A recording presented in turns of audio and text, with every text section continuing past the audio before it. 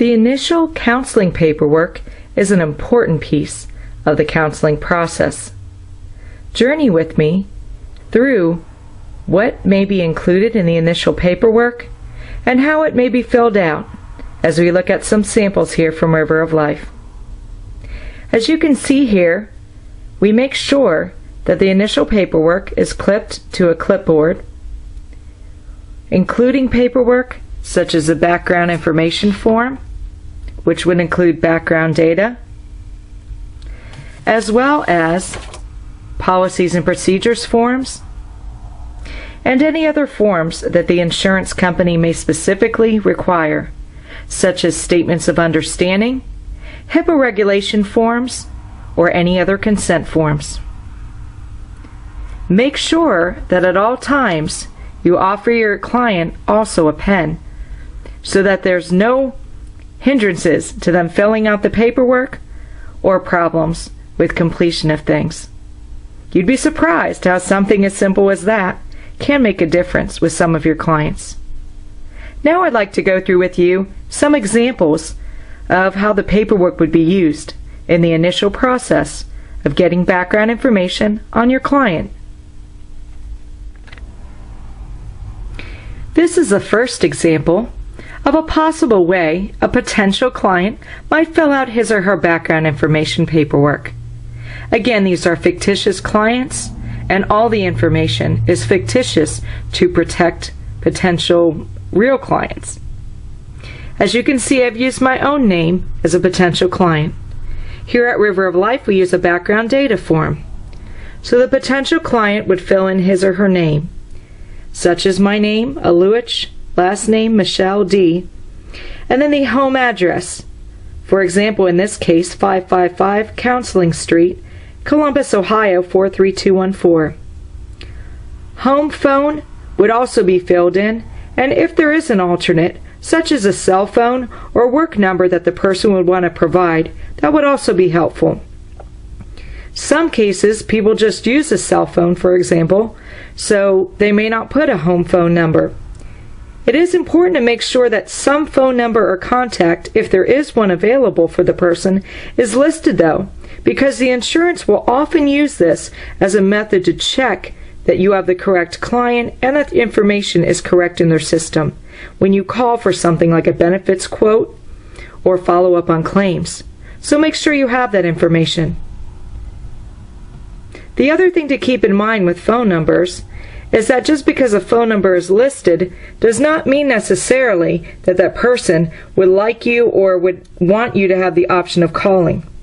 For example, in this one, we see that the person has listed her cell number. In some cases, that may be a family cell number or a number that others may be having access to. You may want specifically to talk over with your client whether or not that's even an acceptable number for you to be calling them at. For example, I've had many clients that for their work number, they don't want to receive calls at work, even if you do everything under the sun to protect confidentiality. Let's continue with this background information form. As you see, the employer would be listed. In this case, we see River of Life Professional Counseling, that Michelle, myself, the potential client, would be listed as an occupation of a counselor with the address and phone included. Again, you may want to discuss with that client the possibility of whether or not it's even okay to reach them at work. Whether they're a male or female, their social security number and date of birth are also important information. With privacy protection and with the rules of insurance companies now, in many cases, people will not want to write down their social security number, or a number other than the social security number may be used in terms of the policy holder subscriber number on their insurance card. Make sure your clients have that option. On some rare cases, some insurance companies will, however, require social security numbers for the claims forms, so know when those are the case. I also have listed here that, for example, if I was the potential client, that I would be listed as married, my husband's name, and his employer. We see here that he is having a ministry, so that's his employer. We see this made-up Social Security number and date of birth for the person. Now, in this case, the responsible party information is the same as above, because me, Michelle Lewich, that I am an individual adult coming in for counseling, so I would be responsible for my payments and insurance information. We will see in a few minutes, with other examples, such as working with children, how the responsible party information may be different in those cases. Now let's look at the insurance information. In this case, again, this fictitious case, the policy holder, who we see here is a subscriber, would be my husband in this case. If it is the same person as the client, they can write same in there. Otherwise, you want to make sure you know the name of the policy holder. Oftentimes, the insurance company will want to know that when you call to check for benefits. And many times, the information that they're using is that of the subscriber. In this case, the insurance company was called OSU Prime Care. But OSU Prime Care had benefits that were managed by a company called NGS. So both numbers had been listed on the insurance card and were added onto the paper. We see the address for the billing company and, again, the home address for the subscriber, Theodore Lewich. Now let's look at the second page. On the second page, we include the information for the subscriber, his or her employer. Again, in this case, in this fictitious example, it is called to Holiness Ministry, and that information for that address and phone number was listed. Any information found on the card that would be pertinent to billing would also be listed, including the group number, the subscriber Social Security number, and the policy number. In addition to the background information form, another important component that we here at River of Life use is a policies and procedures form. With the policies and procedures form, which every client or guardian of the client will get a copy of, there are a number of outlined policies. It will list the name and address of the practice, any contact information, as well as the name of the owner and director. As you will see later on, the signature of the provider, whether that is the owner and director or whether that's someone else, would be also listed on there. Things that may be included would be things like session length of time.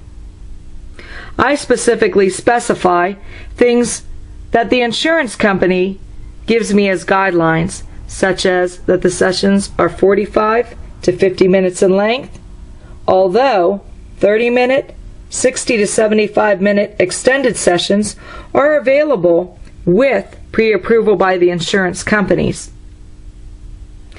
I also have a statement on there about late or missed appointments.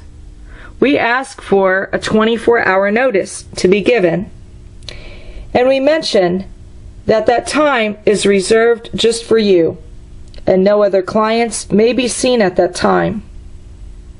We basically explain it in light of the courtesy of making sure that that session is reserved just for them. And if we don't get the 24-hour notice, we do charge 50% of the per session fee and specify that it will not be covered by insurance and is an out-of-pocket charge. Of course, it's important for us in these situations to be very sensitive to the client needs. If there is a genuine emergency, a sick child, an ailing person, a car trouble, or a weather issue, we need to be sensitive to that. Arrangement of fees is another important thing, and so we specify that any fees, deductible and copays, or monies not covered by insurance, whether due to lack of authorizations, lack of coverage, or other reasons, are due at the time of the service, But we also make it aware that if any financial situations change, that we are more than willing to work with the person. In a moment, we'll look at the actual fee outline that we have listed, because we do need to specify in our arrangement what the specific fees are that are being billed out, so the client knows that ahead of time. A statement must be included regarding the confidentiality and the protections for confidentiality for each client. On ours, we make it clear that we will make every effort to maintain privacy and confidentiality of both what is shared in sessions, as well as even whether or not someone's coming to sessions. If there's evidence to believe that they are a harm to self or others, or if it's court mandated, a release of consent may be necessary. We also specify release of consent may be necessary to release, obtain, or exchange information, including physicians, family members, pastors, teachers, or others. We do charge for cases of paperwork, things like disability paperwork, or brief, letters to doctors, something like that, a minor fee for the amount of time that is used and signing those papers. So we let them know that ahead of time. Now let's look at the other part of this form. It is important, especially if you're in private practice, for the client to know what should happen should there be something he or she considers a crisis situation. Now, in community mental health, you have the luxury of having 24-hour crisis coverage. It's important in that situation also that the client would know how to contact the 24-hour crisis line, how to come in and what hours that would contain for walk-in emergencies, and what procedures entail. With a private practice, we actually make a statement with regards to crisis situation.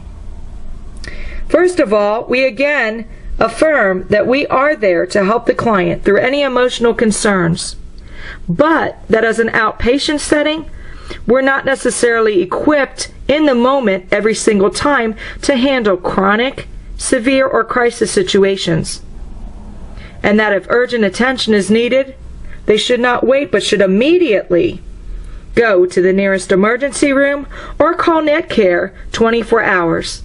And we list that number.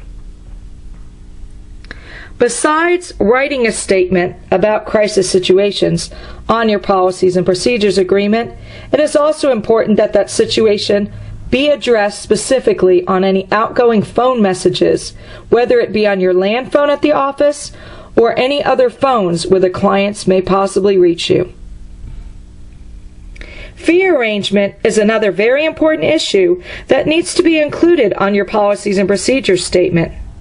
For us here, we make it clear what the billing is that we bill to insurance. So for example, for the initial diagnostic assessment session, we will charge $150 billed to the insurance company. Granted, being in-network, which we'll talk about in another portion of this training, will require a significant portion of that to be written off because we can only collect the contracted rate if we are in network with. As we review the policies and procedures, we again keep in mind as a counselor that this is a paper outline which we will give a copy to the client about the overall policies. However, in no way do we just assume that because someone has signed the paper that they have fully understood and have 100% given informed consent. Signature of the paper alone, as we